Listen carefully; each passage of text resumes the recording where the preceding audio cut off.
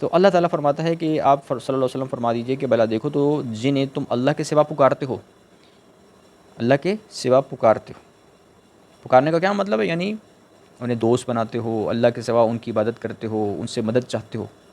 پکارنا مدد کے معنوں میں بھی آتا ہے کہ انسان جو ہے وہ یہ تصور نہ کرے کہ اس کائنات کا خالق مالک جو ہے، طاقتور ہستی جو ہے، وہ اللہ تعالیٰ کی ذات ہے، اللہ تعالیٰ سے مدد مانگنی ہے۔ تو اب انسان اللہ تعالیٰ سے مدد نہ مانگے اور وہ جو ہے اللہ کو چھوڑ دے، اور دوسری طرف اپنے دوست احباب بنائے ہوں انہی سے مدد مانگتا رہے، ٹھیک ہے، انہی میں چغلیاں چل رہی ہیں، غیبتیں چل رہی ہیں، ہنسی مذاق چل رہا ہے، ٹھیک ہے نا، عیش و عشرت والی زندگی گزاری جا رہی ہے، اللہ تعالیٰ کے احکامات کی کوئی پرواہ نہیں کی جا رہی۔ تو اور جب کوئی مسئلہ ہوتا ہے، کوئی دنیا میں پریشانی ہوتی ہے، تو انہی اپنے دوستوں کے پاس جایا جاتا ہے، انہوں نے پکارا جاتا ہے، یار مجھے یہ مسئلہ ہے، کیا کیا جائے، کوئی آئیڈیا دو، یہ کرو وہ کرو۔ اللہ تعالیٰ کے حضور سجدہ نہیں کیا جاتا، اللہ سے مدد نہیں مانگی جاتی، اللہ کے اصولوں پر چلا نہیں جاتا، اور ادھر دوسرے لوگوں کے ساتھ جا کر تو ان کی جو خرافاتی قسم کی پلاننگز باتیں ہوتی ہیں اور اسکیمیں ہوتی ہیں، یا جو بھی ان کی منفی باتیں ہوتی ہیں، ٹھیک ہے، تو کیونکہ برے لوگ ہمیشہ بری باتیں ہی کرتے ہیں، ان کے پاس کوئی یہ دلیل نہیں ہوتی کہ اللہ تعالیٰ نے یہ کہا ہے تو اس پر چلنا چاہیے، اللہ تعالیٰ نے فلاں بات کی ہے تو اس پر چلنا چاہیے، نہیں، وہ اپنی منمانیاں کر رہے ہوتے ہیں۔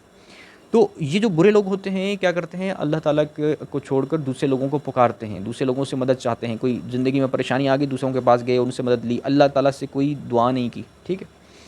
اب جو مومنین ہوتے ہیں، مومنین جب ہوتے ہیں، وہ جانتے ہیں کہ کلی طور پر جو مدد کا سرچشمہ ہے نا، قوت کا سرچشمہ ہے، وہ اللہ تعالیٰ کی ذات ہے۔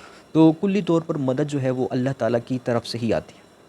انسان بچہ ہوتا ہے نا، تو اسے اس کے والدین پالتے ہیں، بڑا کرتے ہیں، اس کی پرورش کرتے ہیں، تو اب والدین کے پاس جو قوت آئی ہوئی ہے وہ کہاں سے آئی ہوئی ہے؟ والدین اگر اپاہج ہوتے، خود ہی ان کی ٹانگیں نہ ہوتی، بازو نہ ہوتے، ٹھیک ہے نا، ان کی عقل کام نہ کرتی، تو کیا وہ خود محنت مزدوری کر کے اپنے بچوں کو کھلا پلا سکتے؟ نہیں، نہیں کر سکتے۔ تو ان کو قوت کس نے دی؟ استعداد کس نے دی؟ طاقت کس نے دی؟ اللہ تعالیٰ نے دی۔ تو ہر طرح کی جو قوت ہوتی ہے نا، وہ اللہ تعالیٰ کی طرف سے ہی آتی ہے۔ اس لیے اگر ایک انسان دوسرے انسان کی مدد کرتا ہے، تو وہ جس انسان نے مدد کی ہوتی ہے وہ اصل میں اللہ تعالیٰ کی عطا کردہ قوت سے ہی مدد کی ہوتی ہے، تو اصل میں وہ مدد جو ہوتی ہے وہ اللہ کی مدد ہوتی ہے۔ تو مومن جانتا ہے کہ بھئی مدد تو اصل میں اللہ تعالیٰ کی طرف سے آتی ہے، ٹھیک ہے نا، تو وہ سب سے پہلے دعائیں کرتا ہے، نمازیں پڑھتا ہے، اور نماز سکھاتی ہی یہ ہے دعا، اہدنا الصراط المستقیم صراط الذین انعمت علیہم، ٹھیک ہے۔ تو اللہ کی وہ دعویٰ وہ اقرار کرتا ہے نماز میں کہ میں اللہ تعالیٰ کی عبادت کرتا ہوں، اللہ سے مدد چاہتا ہوں، اللہ تعالیٰ مجھے سیدھا راستہ دکھائے۔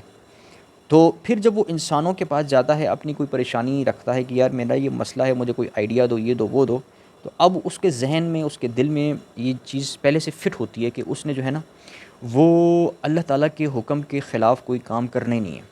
تو دوسرا اگر کوئی بھی مشورہ دے گا تو اس کو دیکھے گا وہ اللہ تعالیٰ کے اصول کے سے ٹکرا تو نہیں رہا، خلاف تو نہیں ہے، خلاف ہوگا تو وہ نہیں مانے گا، اسے پتہ ہے کہ بھئی حکم جو ہے وہ اللہ تعالیٰ اللہ کے حکم کے مقابل پر کسی کا کوئی حکم چل ہی نہیں سکتا، مانا ہی نہیں جا سکتا، چاہے وہ والدین حکم دیں، چاہے وہ کوئی بھی حکم دے۔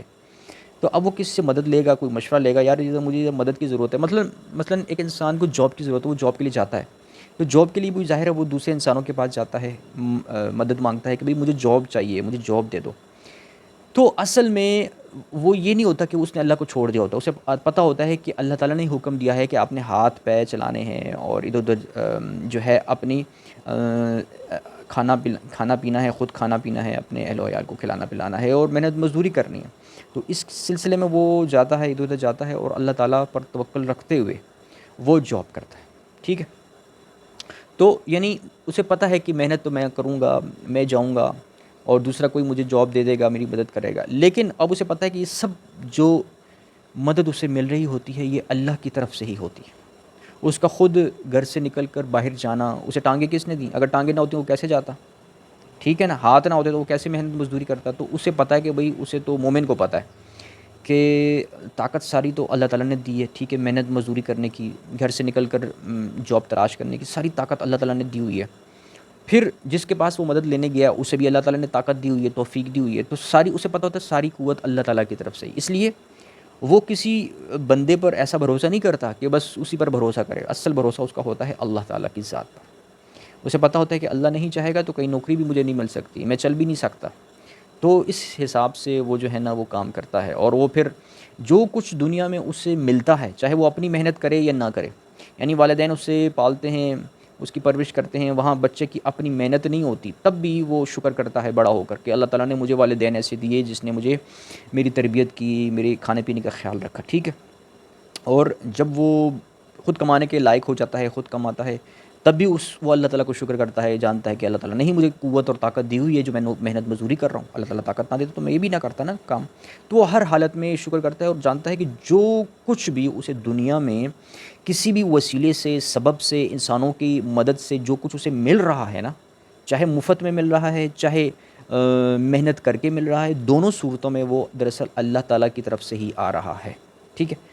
صرف وہ یہ اس بات کا خیال رکھتا ہے کہ کوئی حرام کام نہ کرے. یہ نہیں کہ چوری کرے گا تو وہ کہے گا یہ اللہ کی طرف سے آ رہا ہے، ایسا نہیں ہے. کسی کا حق مارے گا، ٹھیک ہے نا، اور دھوکہ دے گا اور مال ہڑپ کر لے گا اور سمجھے گا یہ اللہ کی طرف سے آ رہا ہے، ایسا نہیں ہے. وہ ایسا نہیں کر سکتا. کیوں؟ کیونکہ اللہ تعالیٰ کے اصولوں کے یہ چیز خلاف ہے.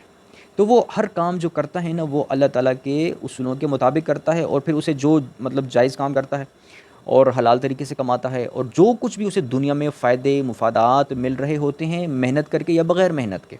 بغیر محنت کے جیسے کہ میں نے آپ کو بتا دیا، والدین بچے کے لیے محنت مزدوری کرتے ہیں، بچے کو کھلاتے پلاتے ہیں، بچہ جب تک اپنے پیروں پر کھڑا نہیں ہو جاتا، ٹھیک ہے، تو وہ کھلاتے پلاتے رہتے ہیں. تو یہ اسے مفت میں مل رہا ہوتا ہے، اور یہ جائز کمائی ہوتی ہے، جائز مال ہوتا ہے. ٹھیک ہے نا، جائز رزق ہوتا ہے، حلال طیب رزق ہوتا ہے جو والدین کماتے ہیں اولاد کے لیے. تو وہ بھی اللہ تعالیٰ کی طرف سے ہی ہوتا ہے. اور پھر جب وہ بڑے ہو کر خود محنت مزدوری کرتا ہے، ٹھیک ہے، تو اس صورت میں وہ اپنی محنت مزدوری سے جو کماتا ہے وہ بھی اس کا اپنا ذاتی نہیں ہوتا، وہ بھی اللہ تعالیٰ کی طرف سے ہوتا ہے. جو کچھ ہوتا ہے وہ سب اللہ تعالیٰ کی طرف سے ہوتا ہے، کیونکہ ساری قوت جو ہے انسان کو وہ اللہ تعالیٰ نے دی ہوتی ہے. ٹھیک ہے. تو یہ ہوتا ہے مومن کا ذہن، مومن کا دماغ، مومن کی سوچ، مومن کا مائنڈ سیٹ. اس کے مقابل پر جیسے کہ اس آیت میں بیان فرمائے کہ آپ صلی اللہ علیہ وسلم کہہ دیجئے کہ بھلا دیکھو تو جنہیں تم اللہ کہہ دیجئے، یعنی ان لوگوں کو جو نافرمان لوگ ہیں، کہ بھلا تم اللہ کے سوا جن لوگوں کو پکارتے ہو، مدد کے لیے پکارتے ہو، یا دوستی کے لیے پکارتے ہو، یا ان کی عبادت کرتے ہو. عبادت کا مطلب جیسے کہ میں نے بتایا ان کی مرضی کے مطابق چلنا، ان کو دوست بنانا، ان سے محبت کرنا اور اللہ کو چھوڑ دینا، یہ بھی ان کی عبادت ہوتی ہے. تو فرمایا بھلا بتاؤ صحیح کیا انہوں نے زمین کا کوئی ٹکڑا بنایا ہے؟ اس زمین میں جو کچھ بنایا وہ تو اللہ تعالیٰ نے بنایا ہے. انسان کو اللہ نے بنایا، کھانے پینے کی چیزیں اللہ نے بنائی، آسمان سے بارش اللہ نے نازل فرمائی، زمین سے رزق اللہ نے نازل فرمایا. ٹھیک ہے. دنیا کی ہر چیز تو اللہ تعالیٰ نے انسانوں کے لیے پیدا فرمائی ہے. تو اب یہ جو لوگ نافرمان ہوتے ہیں، بد عمل ہوتے ہیں، بے نمازی ہوتے ہیں، یہ کیا کرتے ہیں؟ اللہ کو تو چھوڑ دیا، ادھر جناب اپنے دوست یار بنا دیا ہو، جی ہماری بڑی گہری دوستی ہے، تو وہ بھی شیطانیاں کرتا ہے، شیطانی تخریبات کے مشورے دیتا ہے، تو میرا بھی بڑا شیطانی دماغ ہے، تو ہم بڑے دوست ہیں. تو یہ اب اس کو معبود بنایا ہوا ہے، یہ اس کو معبود بنایا ہوا ہے. حالانکہ وہ زمین کے مالک نہیں، زمین کی کسی چیز کے مالک نہیں. جو کچھ دیا ہوا ہے وہ تو اللہ تعالیٰ نے دیا ہوا ہے. ان کی آنکھیں ان کی نہیں، وہ اللہ کی ہیں. ان کے پیر، ہاتھ، جسم کا کوئی جو ان کا اپنا نہیں، وہ اللہ تعالیٰ کا عطا کرتا ہے، اور اس پر وہ اپنی مرضی چلا رہے ہیں. تو انسان کو جو کچھ دیا ہوا ہے وہ اللہ تعالیٰ نے دیا ہوا ہے، اس پر انسان کا حق نہیں ہے کہ وہ اپنی مرضی استعمال کرے. مرضی چلے گی، اللہ کی مرضی چلے گی جس نے اسے یہ سب کچھ طاقت توانائی دی ہوئی ہے. ٹھیک ہے نا. تو انسان اگر اپنے وجود پر، اپنی لائف سٹائل پر، اپنی زندگی پر اپنی مرضی نہیں چلاتا ہے، وہ خود محنت مزدوری کرتا ہے، پیسہ کماتا ہے، دولت کماتا ہے، کروڑ پتی ہو جاتا ہے، ارب پتی ہو جاتا ہے، سمجھتا ہے جی میرا ہے پیسہ یہ سب کچھ، یہ میں نے محنت کی ہے. نہیں، اس نے کوئی محنت نہیں کی. بے شک اس نے محنت کی ہے، لیکن اصل میں یہ پیسہ دولت سب اللہ تعالیٰ کا ہے، اور اللہ تعالیٰ نے اسے دی ہوئی ہے. محنت کرنے کی توفیق، طاقت، جسم، صلاحیت، سب کچھ تو اللہ تعالیٰ نے دیا ہوا ہے. تو تمہارا اپنا کچھ بھی نہیں ہے. ٹھیک ہے نا. تو تمہارا کام کیا تھا؟ تمہارا کام یہ تھا جیسے کہ سورہ البقرہ کے آغاز میں ہی فرما دیا، وَمِمَّا رَزَقْنَاهُمْ يُنْفِقُونَ، کہ جو کچھ ہمیں انہیں رزق دیتے ہیں، جو رزق ہم انہیں دیتے ہیں، چاہے وہ خود کمائیں، محنت مزدوری کریں، پڑھیں لکھیں، ڈگری حاصل کریں، کروڑ پتی بن جائیں، ارب پتی بن جائیں. ٹھیک ہے نا. فرمایا وَمِمَّا رَزَقْنَاهُمْ يُنْفِقُونَ، ہم انہیں رزق دیتے ہیں. رزق دینے والا اللہ تعالیٰ ہے. تو جب اللہ تعالیٰ نے رزق دے دیا تو پھر وہ اللہ کے راستے میں خرچ کرتے ہیں. یہ ہوتی ہے مومنوں کی صفات.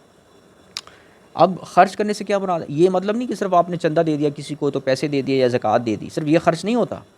خرچ کرنے کا مطلب یہ ہوتا ہے کہ آپ کو جو اللہ تعالیٰ نے پورے جو صلاحیتیں دی ہوئی ہیں، جسم بھی، یہ بھی اللہ کا رزق ہے، یہ بھی صلاحیت ہے، یہ رزق ہے اللہ تعالیٰ کا. اب جسم کو اللہ کے راستے میں چلانا ہے، لگانا ہے، یعنی اپنے جسم سے وہ کام لینے ہیں جو اللہ تعالیٰ نے حکم کیا ہوا ہے. ٹھیک ہے نا، اپنی زندگی یہ اللہ تعالیٰ کی طرف سے ہے، تو اس طریقے سے گزارنی ہے جس طریقے سے اللہ تعالیٰ نے حکم دیا ہوا ہے۔ ان لوگوں کو دوست بنانا ہے جن کو دوست بنانے کا اللہ نے حکم دیا ہوا ہے، ٹھیک ہے، برے لوگوں کو دوست نہیں بنانا، بد عمل لوگوں کو دوست نہیں بنانا، شیطان صفت لوگوں کو دوست نہیں بنانا۔ تو زندگی کا ہر کام، جاب کرنا، پڑھائی کرنا، تعلیم کرنا، دوست بنانا، شادی کرنا، بیوی سے سلوک کرنا، ٹھیک ہے نا، جو کچھ بھی لائف سٹائل آپ نے اختیار کرنا ہے وہ سارا اس میں آپ نے یہ دیکھنا ہے کہ اللہ تعالیٰ کا کیا حکم ہے اور اللہ کی مرضی کے مطابق چلانا ہے۔ یہ ہے اللہ تعالیٰ کی راہ میں خرچ کرنا۔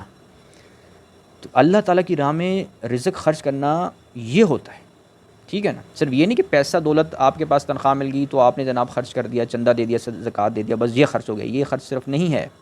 تو زندگی پوری اللہ تعالیٰ کی خاطر گزارنی ہوتی ہے، یہ مومن کا یہ جو ہوتا ہے نا، یہ کام ہوتا ہے۔ اسی لیے قرآن شریف میں آیت میں فرمایا ہے، ایک آیت میں کہ قل ان صلاتی و نسکی و محیای و مماتی للہ رب العالمین، کہہ دو میرا جینا، میرا مرنا، میری نمازیں، میری عبادتیں، ٹھیک ہے نا، میری قربانیاں، سب کچھ اللہ رب العالمین کے لیے ہے، اپنے لیے نہیں ہے، سب اللہ تعالیٰ کے لیے۔ یہ ہے عبادت۔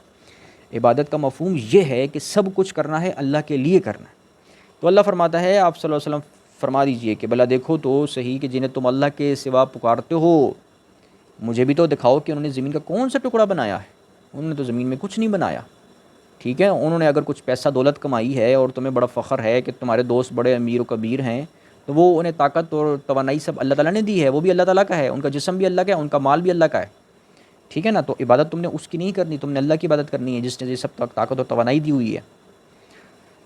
یا آسمانوں میں کون سا حصہ ہے؟ آسمانوں میں، اب کائنات میں، یونیورس میں کون سا حصہ ہے اس کا اپنا کون سا مال ہے؟ کوئی مال اس کا اپنا نہیں ہے، چاہے اس نے خود کمایا، وہ اس کا نہیں ہے۔ اسے طاقت، توانائی، آنکھیں، ہاتھ، پیر، ٹانگیں، جسم، سب اللہ تعالیٰ نے دیا ہوا ہے، تو لہذا اس کا اپنا کچھ بھی نہیں ہے۔